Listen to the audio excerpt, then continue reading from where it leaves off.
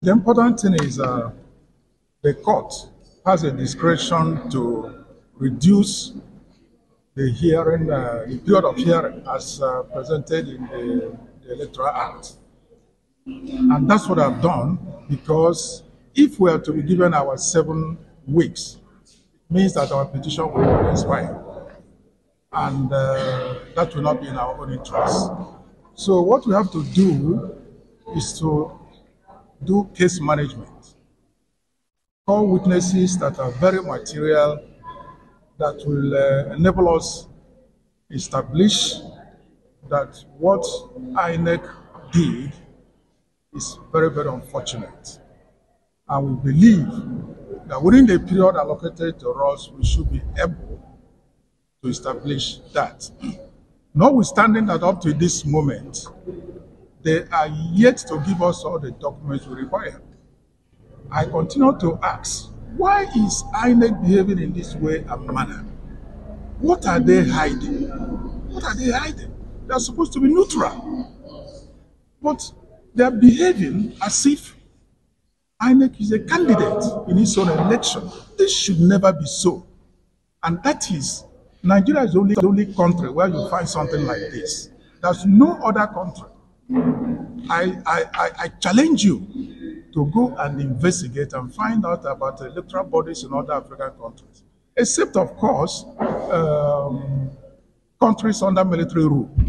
That's where you may have a different situation. But in Kenya, in Malawi, South Africa, and quite a number of others, they remain neutral.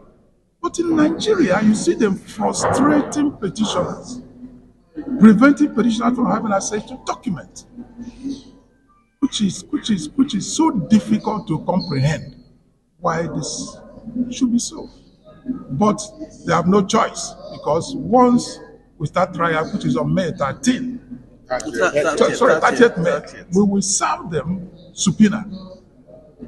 And it comes with an order of court. And they will never decline bringing the documents. Otherwise, they will end themselves punishment. You see, INEC confusing the people. We at no time did we say we cannot pay. We have letters. I forgot to bring it to you, gentlemen of the press, today. 5 letters we wrote them, indicating that we are ready to pay, to collect the documents. When I'm coming here some other time, I will bring the letters duly received and endorsed by INEC. Why are they telling lies to say that we couldn't pay? This is very, very, very unfortunate. What of the documents that we have collected? Didn't we pay for them? Of course we paid for them. And they gave us those ones, but refused to give us others. I give you River State, for example. Now, River State, I understand, has 23 local governments. Election took place on 25th of February. Now, except a few days ago, when they gave us 15 results, they are yet to complete the results. Close to 3 months since after the election. You can find out. Why are they holding on to those results? Is it not for manipulation?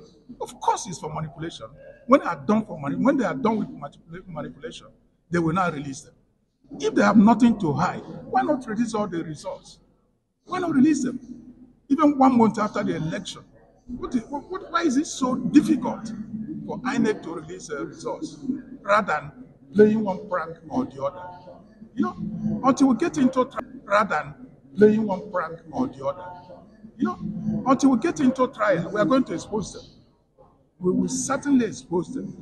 And I assure you this trial will be, the advocacy will be very robust. We will expose them. We will expose them. There's no hiding place.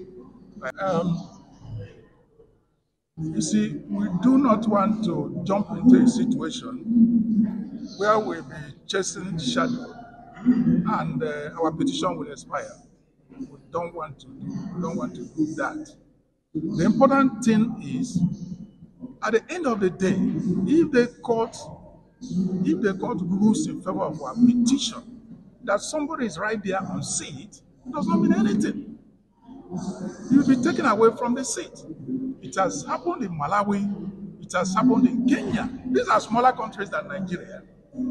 So I don't see why it cannot happen in our country, because we will always get our feet wrong. That's the problem.